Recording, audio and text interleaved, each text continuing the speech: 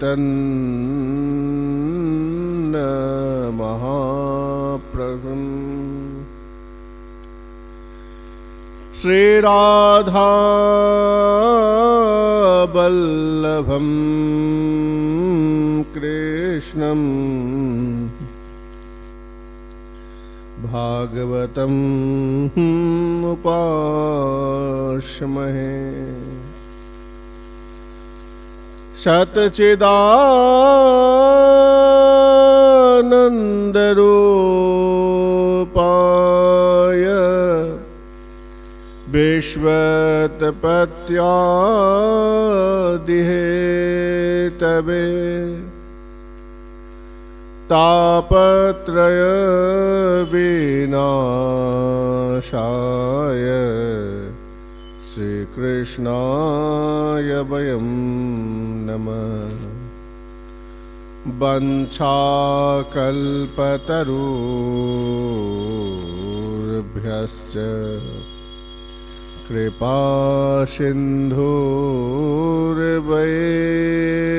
च पतितानं पावनेभ्यः वैष्णवेभ्यो नमो नमः। हरे कृष्ण कृष्ण कृष्ण हरे हरे, हरे राम राम राम हरे हरे। जय निताय, जय गौर, जय जय श्री राधेश्याम।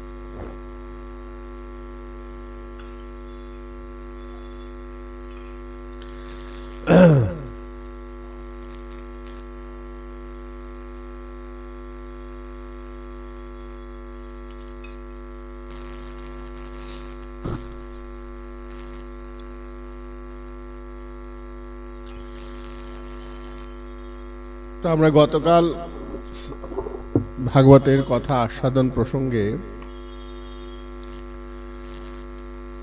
যেখানে দেবতারা এসেছেন ভগবানের শ্রীল সুখদেব গোস্বামীপাদের সামনে, বলছেন হে সুখদেব গোস্বামীপাদ, আপনি এই অমৃত কলসটা গ্রহণ করুন, আর আপনি যে ভাগবত কথা মহারাজ পরীক্ষিতকে শ্রবণ করাচ্ছেন সেই কথাটা আমাদেরকে দিন। সুখদেব গোস্বামী শ্রীল সুখদেব গোস্বামীপাদ বললেন, হে দেবরাজ, হে দেবতাগণ, তোমরা কার সঙ্গে কার তুলনা করছো? ক সুধা ক কাথা লোকে ক কাচ ক মনির মহান। তুমি একটা কাঁচের সঙ্গে একটা মূল্যবান মনির তুলনা করছো। যার সঙ্গে তুলনা করছো ভেবে চিনতে বলছো তো? কাঁচ সেটা কাঁচই হয়, আর মূল্যবান যে হিরে মানিক যেগুলো হয় সেগুলো আরো দামি হয়। তো তুমি হয়তো জানো না, কিন্তু আমরা জানি কোনটা মূল্য বেশি আর কোনটা মূল্য কম। সুখদেব গোস্বামীপাদ দেবতাদের ভাগবতী কথা শ্রবণ করালেন না, বললেন তোমার এই অমৃত কলস ফিরিয়ে নিয়ে যাও, কেননা এই অমৃত কলস জাগতিক শক্তি দিতে পারে এবং আয়ু বৃদ্ধি করতে পারে, কিন্তু পরমাত্মাকে আনিয়ে দিতে পারে না। তাই তোমরা এটা ভালো করেই জানো, এই জন্য তোমরা হরিকথা শুনতে এসেছো। কিন্তু শুনে রেখো, তোমরা হরিকথা শোনবার মতন তোমাদের সেই যোগ্যতা নেই। তাই কথামৃত শুধুমাত্র মহারাজ পরীক্ষিতকেই শোনানো হয়েছে। হরিকথামৃত বিশেষত কল্পনাশনম কলশনাশনম। যখন আমরা দেখলাম যে একদিন দেবতারা গিয়ে বলছেন, হে ব্রহ্মদেব, এই মহারাজ পরীক্ষিত আমাদের হরি কথা শোনালেন না, এই শ্রীল শুকদেব গোস্বামীপাদ।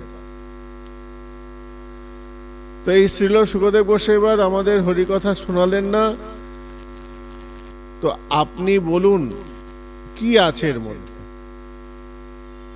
তখন ব্রহ্মা দেখলেন যে মহারাজ পরীক্ষিত মুক্তি হয়ে গেল, ভগবত প্রাপ্তি হয়ে গেল। তো তখন ব্রহ্মা জানতে চাইলেন কি আছে এর মধ্যে, এই ভাগবতের মধ্যে এমন কি আছে যে অন্য কোথাও নাই।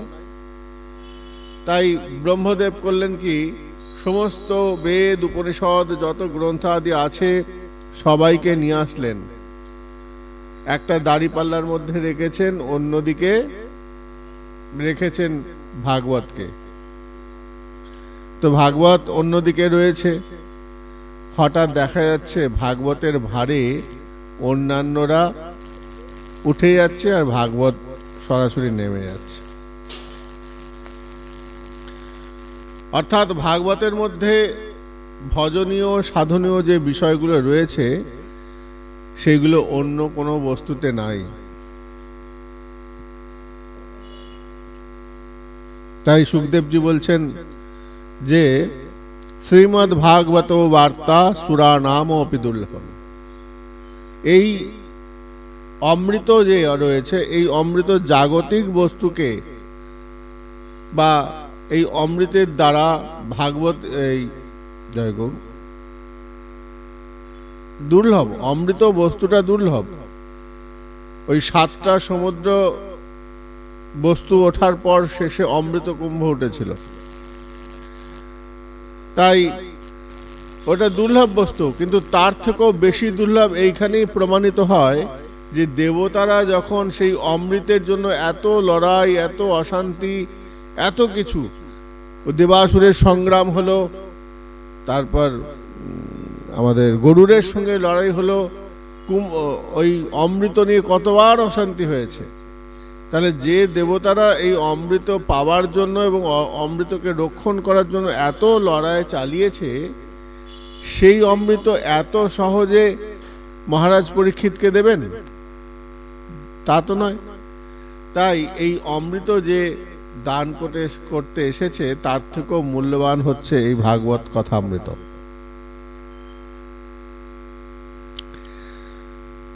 সিনে পুণ্য মৃত্যু লোকা বিশান্তি। এই হরি কথা অমৃত, হরি বিশেষত কলকলমাশাহ কলমশাপহম। অর্থাৎ আমাদের যে কলস আছে, আমাদের যে মনের মধ্যে যে পাপ রূপী ব্যাধি আছে, সেই ব্যাধিকে এই হরি কথা অমৃত আমাদের মনের মধ্যে ময়লাকে পবিত্র করে দেয়, পরিষ্কার করে দেয়। হরি কথামৃতম পাপও নষ্ট করে দেতা है, মানে নষ্ট করে দেয়।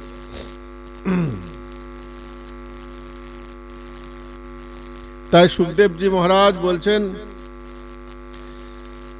যে এই যে সুতমণি বলছেন শৌনকাদি ঋষিবৃন্দকে, শুনুন হে শৌনক ঋষিবৃন্দ, সুখদেবজি মহারাজ ভাগবতী কথা যে হরি কথা, সেই হরি কথা তিনি দেবতাদের না শুনিয়ে তিনি মহারাজ পরীক্ষিতকে শোনাচ্ছেন।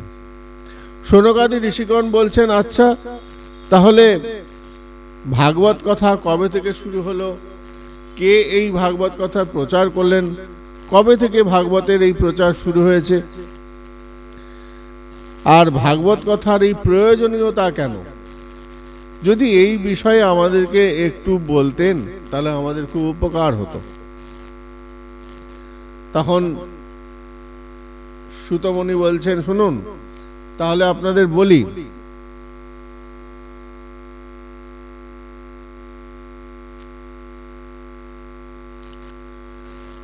এই ভাগবতী কথা শোনার প্রয়োজন। এই ভাগবত প্রথমে ভগবান শ্রী বিষ্ণু ব্রহ্মাকে বলেছেন, ব্রহ্মা নারদকে বলেছেন, এবং নারদের মাধ্যমে, বেদব্যাসের মাধ্যমে, সুখদেবের মাধ্যমে এই জগৎ সংসার জানতে পেরেছে পরীক্ষিতের মাধ্যমে। তো বলছেন প্রশ্ন করছেন, যদি ভাগবত কথা সবারকে শোনানোর কি দরকার ছিল? সমস্যাটা তো হয়েছে মহারাজ পরীক্ষিতের। তা পরীক্ষিতের সমস্যা হয়েছে, পরীক্ষিত নিজে একা ঘরে বসে শুনলেই হতো, তাই না? পরীক্ষিত কেন আলাদা করে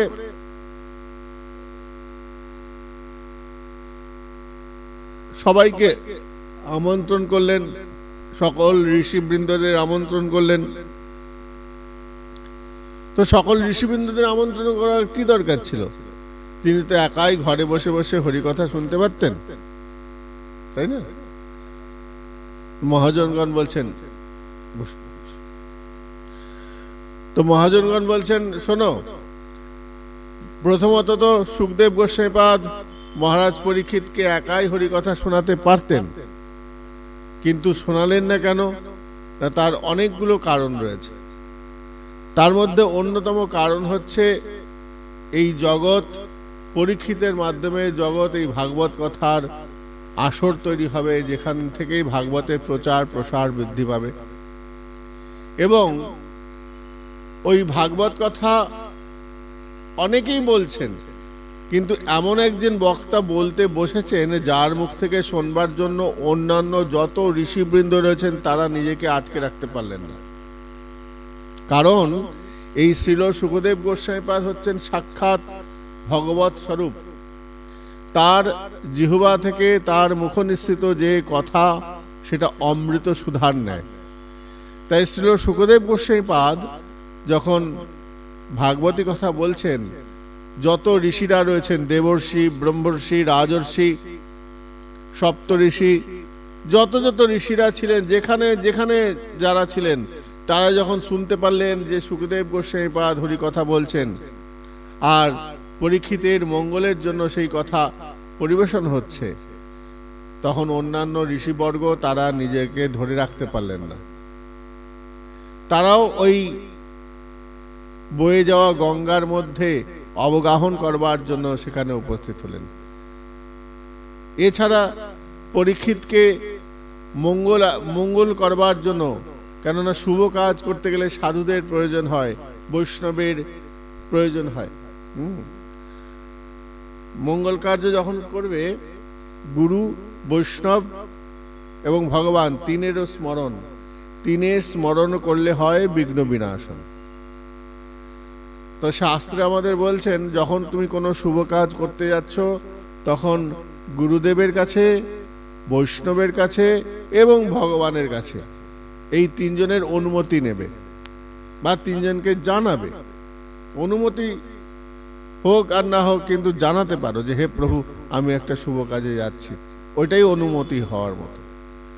তো এই অত ঋষিবৃন্দরা এসেছেন, এই শুভ কাজ, একটা বৃহৎ মহাযজ্ঞ হচ্ছে, ভাগবতীয় কথা যজ্ঞ হচ্ছে। সেই কথাতে সাধুদের আগমন হবে না তা তো নয়, এই জন্য সাধুরাও এসেছেন। তো অনেকগুলো কারণের মধ্যে অন্যতম একটা কারণ হচ্ছে যে আজ সুখদেব গোস্বামীপাদের মুখ থেকে হরি কথা বলছেন।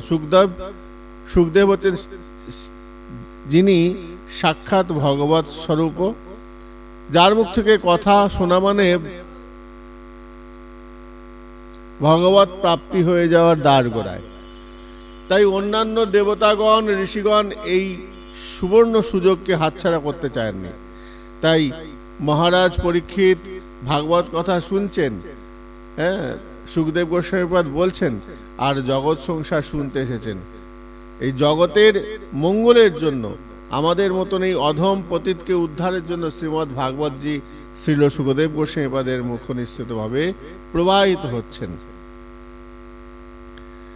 আর ভাগবত কথা কবে থেকে শুরু হলো বলছেন, এটা শাস্ত্রে বলছেন একদিন, এটা সব থেকে বেশি প্রচার শুরু হলো সনকাদি ঋষিবৃন্দ, চারজন ঋষি, সনন্দন, সনক, সনাতন এবং সনত কুমার। এই চারজন ঋষি ভাগবত কথার প্রচার করেছেন। দেবর্ষিপাদ নারদের পরে এই সনকাদি ঋষিবৃন্দ ভাগবত কথার প্রচার করেছেন। তো জগৎকে নতুন ভাগবতের এই পরিকাঠামো, জগৎকে এই সুন্দর অনুভব এই চারজন ঋষি দিয়েছেন। তা একদিন এই চারজন ঋষি পরিক্রমা করছেন, মেনিরে ভগবদ রূপম শাস্ত্রম ভগবত কালো। এখন এই চারজন ঋষি সবসময় তপস্যা মগ্ন থাকেন। এবার সমস্যা হচ্ছে তাদের মনের মধ্যে হয়েছে একটু ভাগবত চর্চা করব, হরি চর্চা করব, ভগবানের গুণকীর্তন করব। এখন গুণকীর্তন করার জন্য তাদের মনে অভিলাষ হয়েছেন চারজন ঋষি। এবার বিষয় হচ্ছে যখন ভজন সাধন পূজন করবে, ভজন সাধন পূজন এইগুলোর ক্ষেত্রে একাকী নিরিবিলি লোক যত কম হবে তত মঙ্গল। তো এই চারজন ঋষি যখন ধ্যানে মগ্ন থাকেন তখন একা থাকেন, পূজন করেন একা থাকেন, এবং যখন সাধনা করছেন তখনও একা থাকছেন। কিন্তু তাদের মনের মধ্যে ইচ্ছা হয়েছে একটু হরিকথা আলোচনা করব। এখন আলোচনা তো আর একজনের মাঝে হয় না, একা একা হয় না, আলোচনা করতে গেলে 2-4 জন লাগেই। তাই তারা ভ্রমণে বেরিয়েছেন, আলোচনা করবেন। চারজন ঋষি হরিকথা শুনবার জন্য, হরিকথা আলোচনা করবার জন্য বেরিয়েছেন। রাস্তায় বেরিয়ে দেখছেন দেবর্ষিপাদ নারদের সঙ্গে দেখা।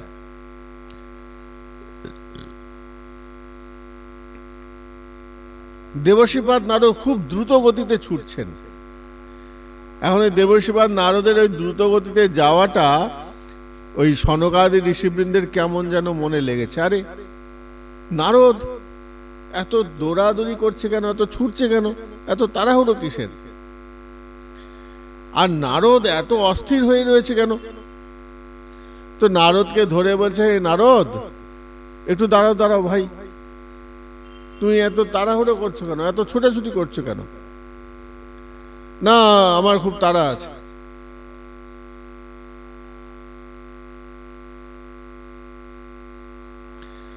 তো বলছে কি তাড়া বলো? না, আমার মনে খুব অস্থির।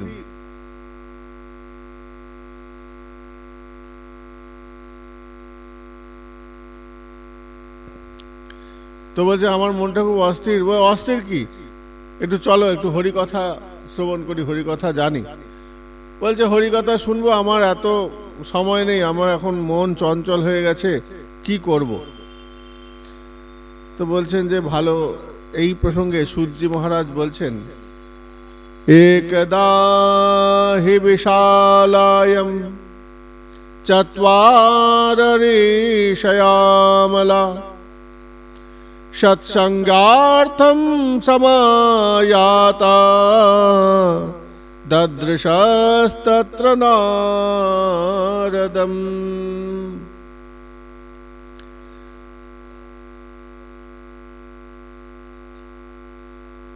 বলছে একটা সময় ছিল, বিশাল নগরী বলে একটা জায়গা ছিল। সেই বিশাল নগরীতে সনকাদি ঋষিবৃন্দ 4 জন সৎসঙ্গ করবার জন্য এসেছেন, বিচরণ করছেন। কারণ তারা জানেন পূজা, সেবা, আহার, ভগবানের ভোগ নিবেদন, ধ্যান করা, এগুলো সব একান্তে হয়। কিন্তু ভাগবতীয় কথা আলোচনা করার জন্য কখনো একা থাকতে হয় না, এখানে লোক সমাগমের প্রয়োজন হয়।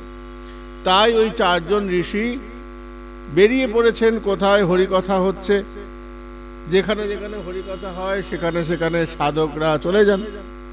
সাধকরা হরিকথা শুনতে বড় ভালোবাসেন। কেন? যেখানে হরির কথা সেখানে সাধকরা থাকতে এবং মনন করতে বড় ভালোবাসেন। তো সনকাদি ঋষিবৃন্দ সবসময় হরিকথা শুনতে ভালোবাসেন, হরিকথা বলতে ভালোবাসেন। তো ওই 4 জন ঋষি এখন যেতে যেতে হঠাৎ করে নারদকে দেখতে পেয়েছে। নারদকে দেখে খুব প্রসন্ন হয়েছে। কেননা অনেক সময় কি হয়, মনের মতন লোক পেলে পরে খুব আনন্দ পাওয়া যায়। আপনি ধরুন কোনো বিদেশে গেছেন, বা কোনো এই ধরুন দক্ষিণ ভারতে গেছেন, বাংলার বাইরে এমন একটা জায়গায় গেছেন, যেখানে কোথাও কোনো বাঙালি নেই, হঠাৎ করে একটা বাঙালির সঙ্গে দেখা, দেখবে মনে বড় আনন্দ লাগবে, যেন মনে হয় নিজের লোককে পেয়েছি। হ্যাঁ, নিজের দেশের লোককে পেয়েছি। তখন তার সঙ্গে অনেক কথা, কোথায় বাড়ি, কোন জায়গায় থাকেন, কত কথা এসে যায়। কেননা ওইখানে যত ভাষা, ভিন ভাষা, নিজের ভাষা নয়, নিজের মাতৃভাষার লোক নয়, তাদের সঙ্গে বলতে গেলে তাদের ভাষা মতো বলতে হয়, নিজের ভাষা বললে তারা বুঝে না।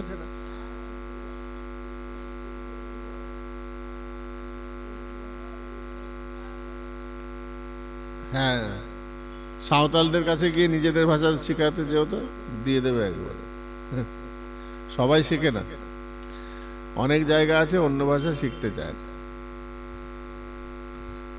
চীন দেশ এমন একটা দেশ, সেখানে অন্য কোনো ভাষা ব্যবহার করে না, তারা শুধু ওই চীনা ভাষাই ব্যবহার করে। হ্যাঁ, তো যাই হোক,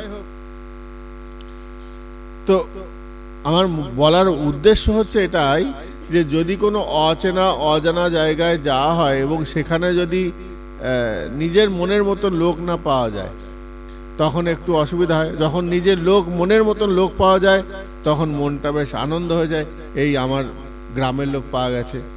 হ্যাঁ, যদি দেখা গেল প্রথমে নিজের শহরের বা গ্রামের, যদি পাড়ার দেখা গেল যদি আশেপাশের হয়, তাহলে তো আরো আনন্দ। তো এই চারজন ঋষি, সনক, সনাতন, সনন্দন এবং সনত কুমার, এই চারজন ঋষি যখন দেবর্ষিপাদ নারদকে দেখতে পেলেন, দেখতে পেয়ে খুব খুশি হয়েছেন। আহা,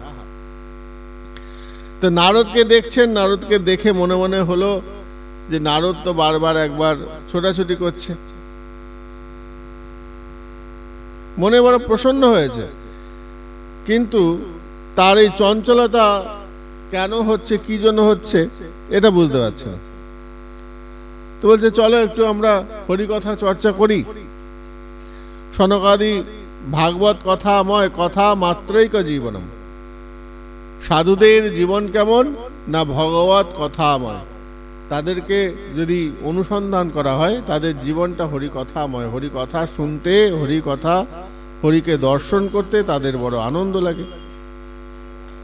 তো বলছে, হে নারদজি, আপনি কোথায় যাচ্ছেন? তো নারদ আশ্চর্য হয়েছে।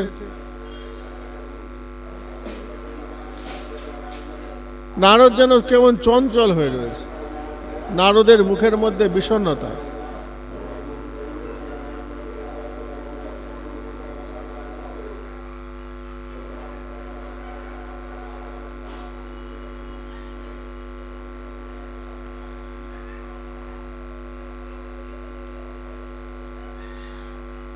এখন সাধুদের একটা স্বভাব হচ্ছে, সাধু মুখ দেখলে পরে বুঝে যায় যে তার মনের মধ্যে কি চলছে। কেননা তারা ভজন সাধন করতে করতে করতে করতে সেই উপলব্ধিগুলো তাদের মধ্যে এসে যায়। আর একটা বিষয় হচ্ছে, আমার মনের মধ্যে যদি চঞ্চলতা থাকে, আমার মনের মধ্যে যদি অস্থিরতা থাকে, আমি যদি কোনো দুঃখ কষ্টের মধ্যে দিয়ে যাই, তাহলে আমার চোখ মুখ একটু অন্যরকম হয়ে যায়। আমার চোখ, আমার কথা বলার ভঙ্গিমা ঠিক স্বাভাবিক থাকে না। তো নারদের সঙ্গে যখন কথা বলছেন ওই সনকাদি ঋষিবৃন্দ, কথা বলতে বলতে সনকাদি ঋষিবৃন্দ বুঝতে পেরেছেন নারদ যেন কোনো একটা সমস্যার মধ্যে রয়েছে, কোনো কষ্ট রয়েছে। কেননা চোখের আকৃতি, মুখের আকৃতি যেন বিষণ্ণ, মনের মধ্যে কোনো শান্তি নেই। এখন অশান্তি ভাবাপন্ন মানুষের মুখ বিমর্ষ হয়ে থাকে, দুঃখী দুঃখী মুখ হয়ে থাকে, সবসময় একটা অন্যমনস্ক ভাব। এইটা দেখে সাধুগণ, চারজন ঋষি বুঝতে পেরেছেন। তো নারদকে বলছে, ভাই তোমার কি হয়েছে? হ্যাঁ, তোমার এরকম দশা কেন? চিত্তে এরকম পরিবর্তন, তোমার মন চিত্ত কেমন একটা অশান্তিতে ভুগছে যেন মনে হচ্ছে। বড় আশ্চর্য লাগছে, তুমি তো নারদ, তুমি হচ্ছে পরম বৈষ্ণব, পরম ভক্ত। এখন যাদের হৃদয়ে ভগবান বাস করেন, তাদের তো দুঃখ থাকার কথা নয়। তো তোমার মনে কেন দুঃখের সঞ্চার হয়েছে? যারা গৃহস্থ, যারা গৃহে থাকে, যারা এই সংসারের মধ্যে আবদ্ধ হয়ে রয়েছে, তাদের চাওয়া পাওয়া, হারানো, দুঃখ কষ্ট, তাদের এগুলো লেগে থাকে। কোনো জিনিস চলে গেল, কোনো জিনিস হারিয়ে গেল, কেউ মারা গেল, এই রকম দুঃখ তাদেরকে আসতেই থাকে তাদের জীবনে। কখনো কেউ জন্মাচ্ছে তখন হাসি খুশি হচ্ছে, আর কেউ মারা গেলে পরে তখন কষ্ট পাচ্ছে। তো যারা সংসারী জীব, তাদের কাছে এইগুলো নিত্য বিষয়। তুমি তো সংসারী নয় ভাই, তুমি তো ভগবতময়, তোমার ভগবত চিন্তন করো, তো তোমার মুখে এই রকম চিন্তা, তোর ভাবনা, মুখটা কেমন চিন্তা চিন্তা চিন্তা ভাব, এটা মানাচ্ছে না। তো সনকাদি ঋষিবৃন্দ তখন প্রশ্ন করছেন, কথম ব্রহ্মদিনা মুখ কুতশ্চিন্তা তুরো ভবান ত্বরিতম গম্যতে কুত্র কুতশ্চাগমনম তব। কথম ব্রহ্ম দীনমুখ, কথম ব্রহ্ম দীনমুখ, এই যে শব্দটা প্রয়োগ করলেন, কথম ব্রহ্ম দীনমুখ, এখানে ব্রহ্ম বলতে যিনি ব্রহ্মকে পেয়ে গেছেন, যিনি, যার ভগবত প্রাপ্তি হয়ে গেছে, তাকে ব্রহ্মণ। আর দীনমুখ, আপনার হে ব্রাহ্মণ, এখানে ব্রাহ্মণ শব্দটা হবে না, ব্রহ্মণ শব্দটা হবে, যিনি ব্রহ্মকে প্রাপ্ত হয়ে গেছেন। ব্রাহ্মণ, ব্রাহ্মণ অর্থাৎ যার মধ্যে ব্রহ্ম রয়েছে, ব্রহ্ম সম্বন্ধে যিনি অবগত এবং ব্রহ্ম জানাতি ইতি ব্রাহ্মণ। তো যিনি ব্রহ্মের উপলব্ধি সম্বন্ধে অবগত, সেই ব্যক্তিকে, সেই কর্তা মানে বক্তাকে ব্রাহ্মণ শব্দটা প্রয়োগ করেছেন সনকাদি ঋষিবৃন্দ। আর দীনমুখ, মুখটা যেন একটা কষ্টে রয়েছে। কুতঃ চিন্তা তুরো ভবান, বলছে এত কিসের চিন্তা করছো হে নারদ ভাই, তুমি কেন এত চিন্তা করছো? তোমার মধ্যে এত চিন্তার কিসের প্রাদুর্ভাব? যারা ভগবত চিন্তা করে তাদের তো অন্য কোনো চিন্তা আসতে পারে না। ত্বরিতম গম্যতে কুত্র কুতশ্চাগমনম তব। তো কোথায় গিয়েছিলে এবং কোথা থেকে আসছো? তোমার দেখে মনে হচ্ছে তুমি কোথাও গিয়েছিলে, এত দৌড়ে দৌড়ে কোথা থেকে আসছো? ইদানিম শূন্যচিত্তোসি গতবীত্য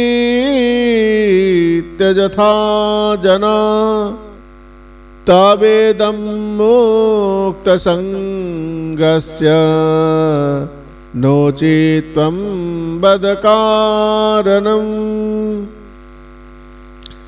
আসলে কি জানো তো, যারা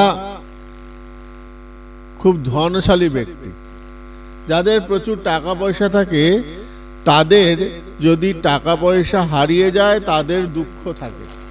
ধনী ব্যক্তি, প্রচুর ব্যবসাদার, বড় ব্যবসাদার, এখন সেই ব্যবসাদারের অর্থ যদি কেউ চুরি করে নেয় বা হারিয়ে যায়, অনেক সময় দেখবে ট্রেনে করে যাচ্ছে, এক ব্যাগ টাকা নিয়ে যাচ্ছে, কেউ হয়তো চুরি করে নিল, ব্যাস। তো সেই সব লোকের তো কষ্ট হয়।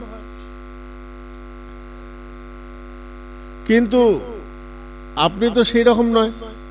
ইদানিম শূন্য চিত্তোসি, আপনার চিত্তের মধ্যে কেন এরকম অবস্থা হবে? এটা তো যারা যারা ব্যবসায়ী, যাদের প্রচুর টাকা আছে, টাকা যাদের চুরি হয়ে গেলে যেমন দশা হয়, আপনার মুখটা দেখে মনে হচ্ছে এরকম। এটা তো আপনাদের স্বভাব নয়। সাধুদের স্বভাব হচ্ছে শান্ত স্বভাব, মিষ্টি ভাষী, মুখে সবসময় মিষ্টি হাসি থাকবে। তো আপনার মতন এইরকম চিন্তন মুক্ত থাকবে না। তবেদম মুক্ত সঙ্গস্য তো চিন্তাবদ কারণম, যদি আপনার মধ্যে চিন্তার উদয় হয়, এটা খুব ভয়ানক বিষয়। এটা সাধুদের পক্ষে মঙ্গলপ্রদ নয়। কেন সাধুদের মন সবসময় ভগবত চিন্তন করবে। যদি এই সাংসারিক জাগতিক চিন্তনের মধ্যে ডুবে যায়, তাহলে পরে তো এটা সমস্যা। এখন আমরা যেহেতু এসেছি চারজন, তো আমাদের কর্তব্য তার চিন্তা দূর করা। যারা চিন্তামগ্ন রয়েছে, তা আমাদেরকে বলুন। আমাদের বলো, হে নারদ, তুমি আমাদেরকে বলতে পারো। তো চিন্তাবাদ কারণম, তোমার এই মনের মধ্যে যে চিন্তা এসেছে, সেই চিন্তার কারণগুলো আমাদেরকে বলো।